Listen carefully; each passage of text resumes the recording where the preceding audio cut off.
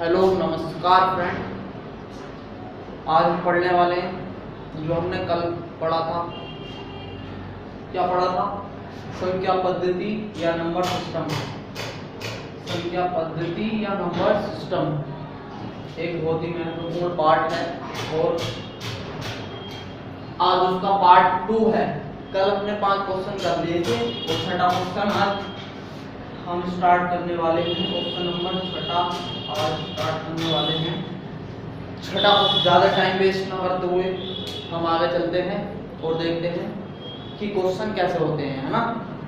तो time waste नहीं करेंगे और नंबर सिस्टम का ये पार्ट 2 है। पार्ट 1 हम कल की वीडियो में बना चुके हैं और पार्ट 2 आज बनेगा और इसमें कुछ महत्वपूर्ण और इम्पोर्टेंट क्वेश्चन हैं जिसके लिए हमें आने वाले एग्जामों में क्या सहायता बहुत ज़्यादा मिलेगी, हेल्प मिलेगी। ये जो क्वेश्चन कराए हुए हैं, ये क्वेश्चन जो है ये एक बार नहीं हजारों बार पूछे गए हैं, इम्पोर्टेंट क्वेश्चन हैं। और अगर हमने इन्हीं क्वेश्चनों को कर लिया, सिर्फ और सिर्फ इन्हीं क्वेश्चनों को कर लिया, तो इससे बाहर क्वेश्चन कोई सा नहीं जाने का है। डाटा चाहे चेंज हो मतलब नंबर चेंज हो, मगर करने का तरीका क्वेश्चन को यही होगा, इसके अलावा दूसरा नहीं होगा। तो आइए फ्रेंड्स, पार्ट 2 आज का स्टार्ट करते हैं और देखते हैं। कल 5 क्वेश्चन हो गए थे, छठा रह गया था, तो आज हम क्वेश्चन नंबर 6 से स्टार्ट करते हैं। क्या रहा है? यदि 1 की घात 3, 2 की घात 3, 1 की घात 3 प्लस 2 की घात 3 प्लस 3 की घात 3 प्लस प्लस 10 की घात 3 बराबर 3025 हो, तो 2 की घात 3 प्लस 4 की घात 3 प्लस 6 की घात 3 प्लस प्लस 20 की घात 3 बराबर क्या होगा? तो ये तो कोई भी आसान सिंपल सा क्वेश्चन है, कोई भी कर देगा। ऐसे तो हमारा नंबर सिस्टम का क्वेश्चन है तो कराने मतलब आया हुआ क्वेश्चन है, तो इसलिए हम करा दे रहे हैं हम लोग। तो हमें देखना ये है कि 2, 4 और 6 और 20 में से 2 कॉमन आ रहा है। कॉमन निकालना है, सिर्फ कॉमन निकाल लेंगे। यहाँ से हम 2 कॉमन निकाल लेंगे। 2 निकाल लेंगे तो यहाँ पे 1 बचेगा, यहाँ 2 बचेगा, यहाँ 3 बचेगा और यहाँ 10 बचेगा। 2 कॉमन निकाल लिया। सबकी घात 3 है, इसकी भी 3, इसकी भी 3, इसकी भी 3 और इसकी भी 3 है। तो 3 घात भी निकाल लिए हमने कॉमन, मतलब 3 घात तो आएगी कॉमन। 2 निकाला है उसके साथ 3 घात भी आएगी, तो हमारे पास क्या बचेगा? यहाँ पर 1 की घात 3 प्लस 2 की घात 3 प्लस 3 की घात 3 प्लस प्लस 20 से तो 10 हो जाएगा, 2 कॉमन निकाल लिया और 10 की घात 3 बचेगा। ठीक है। 2 की घात 3 को हम क्या लिख सकते हैं? 8 लिख सकते हैं, क्योंकि 2 की घात 3 का मतलब क्या है? 2 गुणा 2 गुणा 2, 2 दूनी 4 दूनी 8 लिख सकते हैं। तो ये तो सबको पता ही होगा, इसमें तो कोई दो राय की बात नहीं है। तो इसको 8 लिख सकते हैं और इस पूरे का मान हमें ये दे रखा है। देखो 1 की घात 3, 1 की घात 3, 2 की घात 3, 2 की घात 3, 3 की घात 3, 3 की घात 3, 10 की घात 3 बराबर 3025। तो इस पूरे की जगह हम 3025 लिख देंगे और इसकी जगह क्या लिख देंगे? 8। इसकी जगह 8 आ जाएगा गुणा 3025 आ जाएगा। इसकी जगह क्या आ जाएगा? 3025 आ जाएगा। इन दोनों की मल्टीप्लाई कर रहे होंगे हम, तो हमारे पास आ गया होगा 24200। कितना आ गया होगा? 24200।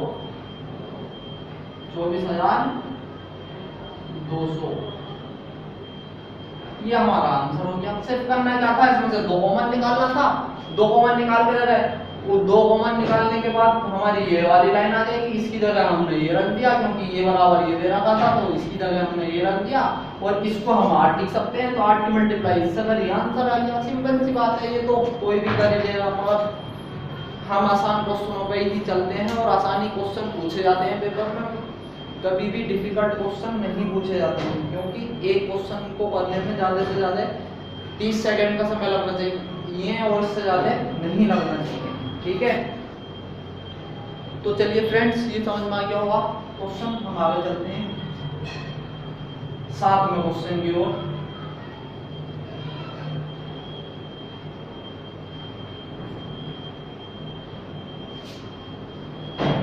क्वेश्चन नंबर 7 है हमारे पास।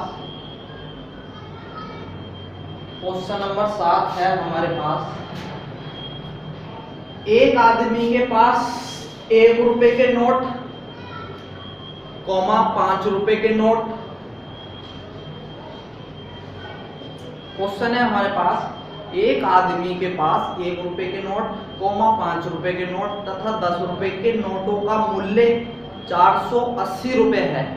क्वेश्चन क्या है हमारे पास, एक आदमी के पास 1 रुपए के नोट, 1 रुपए के नोट, 5 रुपए के नोट तथा 10 रुपए के नोटों का मूल्य 480 रुपए है। यदि नोटों की संख्या बराबर हो, क्वेश्चन में सिर्फ और सिर्फ एक चीज दे रखी है, यदि नोटों की संख्या बराबर हो, यदि नोटों की संख्या बराबर हो तो नोटों की कुल संख्या क्या होगी, कुल संख्या क्या होगी, नोटों की कुल संख्या कितनी है ये बताना है हमें। तो क्वेश्चन ये है हमारे पास, एक आदमी के पास 1 रुपए के नोट, 5 रुपए के नोट तथा 10 रुपए के नोटों का मूल्य 480 रुपए है। यदि नोटों की संख्या बराबर है, बराबर है का मतलब है कि 1 रुपए के नोट भी उतने ही हैं जितने 5 रुपए के हैं, और 10 रुपए के नोट भी उतने ही हैं जितने 1 और 5 रुपए के हैं, मतलब तीनों की संख्या बराबर है। ठीक है, 1 के भी उतने ही है, 5 के भी उतने ही है, 10 के भी उतने ही है। तो इस क्वेश्चन में क्या रखा है, यदि नोटों की संख्या बराबर हो तो नोटों की कुल संख्या क्या होगी ये बताना है हमें। तो क्वेश्चन क्या था हमारे पास, एक आदमी के पास 1 रुपए के नोट, 5 रुपए के नोट तथा 10 रुपए के नोटों का मूल्य 480 रुपए है।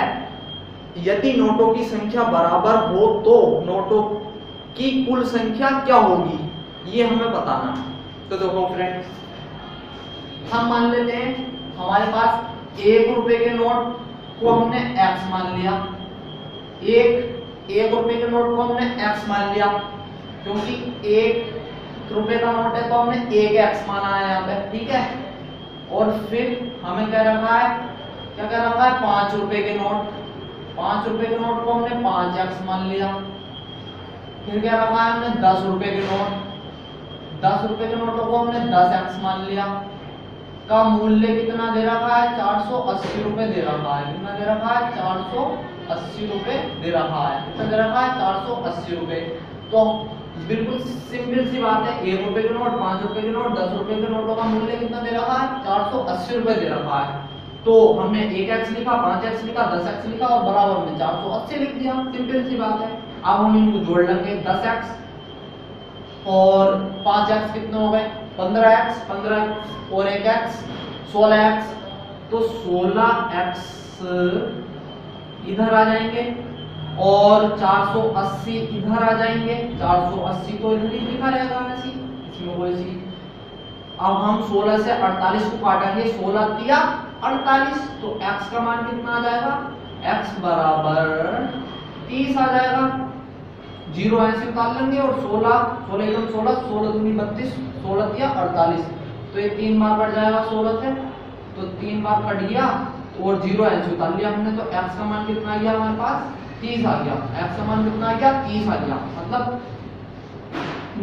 ये नोटों की संख्या नहीं आई है हमारे पास, हम उसने हमसे पूछा नोटों की कुल संख्या बतानी है। तो ये एक या तो ये नोटों की संख्या नहीं आई है, ये x का मान आया हमारे पास। क्या आया, x का मान आया। तो जब हमारे पास x का मान आ गया तो नोट कितने हैं, मतलब नोटों की संख्या कितनी है, बराबर। नोटों की संख्या कितनी है, ये नोटों की संख्या ही आई है। नोटों को हमने क्या रखा, यदि नोटों की संख्या बराबर हो तो कुल नोटों की संख्या बताइए। तो नोटों की संख्या बराबर है, यानी 1 के नोट, 1 रुपए के नोट कितने होंगे, 30 होंगे। 5 रुपए के नोट कितने होंगे, वो भी 30 होंगे, क्योंकि उन्होंने क्या रखा है कि नोटों की संख्या बराबर है, यानी 1 के नोट भी 30, 5 के नोट भी 30 और 10 के नोट भी 30। यही तो कह रखा है क्वेश्चन में, यही कह रखा था कि यदि नोटों की संख्या बराबर हो तो नोटों की कुल संख्या बताइए। तो 1 रुपए के नोट भी 30 होंगे, क्योंकि x का मान हमारे पास 30 आया। 5 रुपए के नोट भी 30 होंगे और 10 रुपए के नोट भी 30 होंगे, क्योंकि क्वेश्चन में ही कह रखा है कि नोटों की संख्या बराबर है, तो तीनों की बराबर कर दी हमने, तो 30 और 30 कितने हो गए 60, और 60 और 30 90 हो गए। तो हमारे पास नोटों की कुल संख्या कितनी आ गई 90 आ गई, और यही हमारे पास क्या हो जाएगा आंसर हो जाएगा फ्रेंड्स। ठीक है, हम इसे चेक भी कर सकते हैं। चेक कैसे कर सकते हैं कि हम x की जगह 30 का मान रख देंगे, यहाँ पे x की जगह 30 का मतलब x बराबर 30 रख देंगे, क्या रख देंगे x बराबर 30 रख देंगे, तो हमारे पास 480 आना चाहिए। कितना आना चाहिए 480, तो यहाँ पे 30 रखेंगे, यहाँ पे 30 रखेंगे, यहाँ पे 30 रखेंगे, तो हमारे पास 480 आ जाएगा, इसमें कोई शक की बात है नहीं। तो हमारे पास 90 हमारा क्या हो जाएगा आंसर हो जाएगा, और बहुत अच्छी तरह से आपको समझ में आ गया होगा। तो आगे नेक्स्ट क्वेश्चन देखते हैं, 8वां क्वेश्चन हमारे पास क्या है।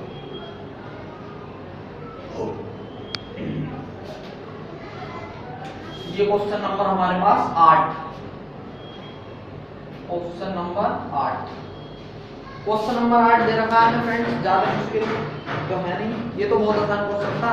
8वां क्वेश्चन दे रखा है हमारे पास, 2 अंकों की एक संख्या के अंकों का योग, 2 अंकों की एक संख्या के अंकों का योग 14 है, यदि उसमें 36 जोड़ा जाता है, यदि उसमें 36 जोड़ा जाता है तो उसके अंकों का स्थान आपस में बदल जाता है, तो उसके अंकों का स्थान आपस में बदल जाता है, तो दोनों अंकों में से छोटा अंक कौन सा है। क्वेश्चन में एक बार फिर बोल देता हूं, 2 अंकों की एक संख्या के अंकों का योग, 2 अंकों की एक संख्या के अंकों का योग 14 है, यदि उसमें 36 जोड़ा जाता है, जब 36 जोड़ते हैं उसमें तो उसका स्थान आपस में बदल जाता है, 36 जोड़ा जाता है तो उसके अंकों का स्थान आपस में बदल जाता है, तो दोनों अंकों में से छोटा अंक कौन सा है ये बताना है।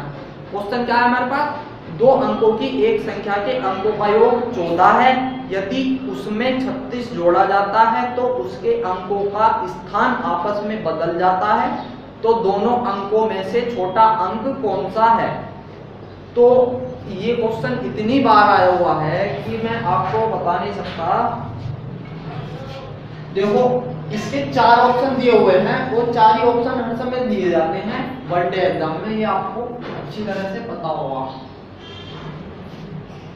ए ऑप्शन ए जो है वो दे रखा है 4, कितना दे रखा है ऑप्शन ए 4 दे रखा है, और ऑप्शन बी जो दे रखा है कितना दे रखा है ऑप्शन बी 5 दे रखा है, ऑप्शन सी कितना दे रखा है ऑप्शन सी 6 दे रखा है, और ऑप्शन डी कितना दे रखा है ऑप्शन डी 7 दे रखा है। ठीक है, तो ऐसे क्वेश्चनों को गो थ्रू ऑप्शन करते हैं। गो थ्रू ऑप्शन का मतलब ऑप्शन से सॉल्व करते हैं। सॉल्व तो वैसे भी हो जाएगा, मगर हमें तो ऑप्शन से ही करना है, क्योंकि हमें एग्जाम में ज्यादा टाइम नहीं लगाना है, क्योंकि हमें जो हमें 2-3 सेकंड में एक आंसर कर देना है। ठीक है, तो सबसे आसान ट्रिक ये होती है ऐसे क्वेश्चनों को करने की। क्वेश्चन ये कह रहा था, क्वेश्चन में ये कह रखा था 2 अंकों की एक संख्या के अंकों का योग 14 है, 2 अंकों की एक संख्या के अंकों का योग 14 है, तो 14 है, 2 अंकों की संख्या है और उसका योग कितना है 14।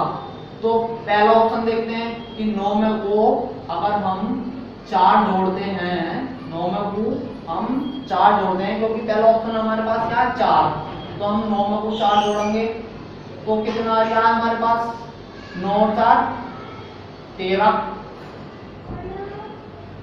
और उसमें क्या रखा है क्वेश्चन में क्या 2 अंकों की एक संख्या के अंकों का योग कितना है 14, तो यहाँ पर यार 13, तो ये हमारा ऑप्शन नहीं होगा।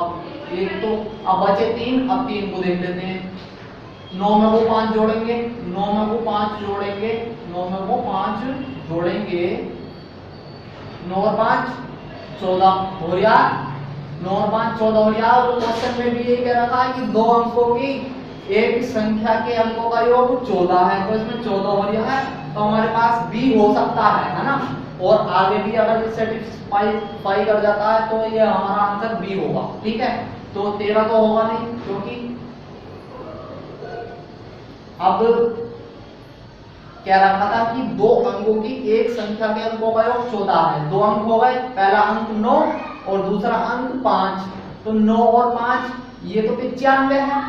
अब 95, अब अगर हम प्लस करते हैं 9 और 5 तो 14 हो जाएगा, नहीं हो जाएगा, तो 14 हो जाएगा हमारे पास। ठीक है, और आगे क्या रखा है क्वेश्चन में, तो उसके अंक यदि इसमें 36 जोड़ा जाता है, यदि इसमें 36 जोड़ा जाता है, किसमें 36 जोड़ा जाता है,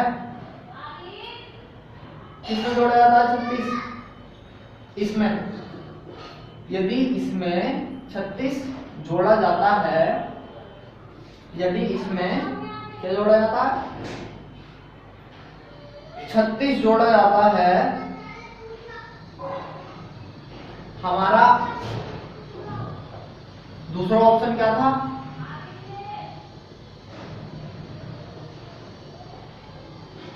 ये पहला ऑप्शन था 4 + 9, तो 4 + 9 तो 13 होता है, तो 14 होगा नहीं, क्वेश्चन में कह रखा है कि 14 है ना। तो दूसरा ऑप्शन क्या था हमारा, 5 और 9, ये तो था 5 और 9 अगर हम जोड़ेंगे तो 14 हो जाएगा, है ना। तो क्वेश्चन में ये सेटिस्फाई कर दिया हमारा, तो ऑप्शन नंबर बी होगा ही होगा, हम सीधी सी बात है।